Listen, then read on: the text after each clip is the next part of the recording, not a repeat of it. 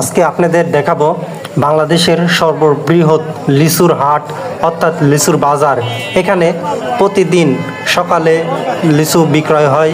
বিশেষ করে কৃষকরা তাদের লিচুর বাগান বা গাছ থেকে লিচুগুলা ভেঙে এনে এইভাবে এখানে হাজারভাবে বিক্রয় করে থাকে। বিশেষ করে এখানে লিচুর মান এবং সাইজ অনুযায়ী, লিচুর কালার অনুযায়ী দাম বৃদ্ধি পেয়ে থাকে। এখানে লিচুর মান অনুযায়ী বিক্রয় হচ্ছে। বিশেষ করে কিছু লিচু আছে যেগুলো সর্বোচ্চ দামে বিক্রয় হচ্ছে। এখানে 6,000 করে হাজার বিক্রয় হচ্ছে লিচু, পাশাপাশি 4,000, 5,000, 3,000 করেও লিচু বিক্রয় হচ্ছে। আমি এই স্থানটির নাম বলতে চাচ্ছি, এটা হচ্ছে পাবনা জেলার ঈশ্বরদীর আওতাপাড়া।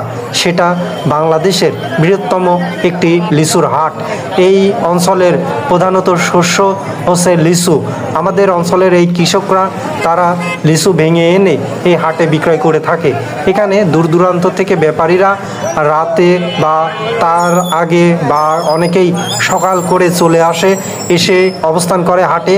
আর কৃষকরা তাদের এই লিচুর ঢাকি করে ভ্যানে করে দূর দূরান্ত থেকে, আশপাশের গ্রাম থেকে এনে এখানে এই রাস্তায় দাঁড়িয়ে থাকে।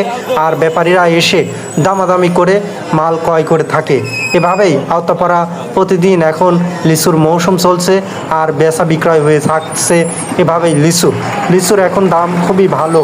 বাংলাদেশে লিচু উৎপাদনে পাবনার ঈশ্বরদী খুবই বিখ্যাত, আর আওতাপাড়া হাটের জন্য বিখ্যাত।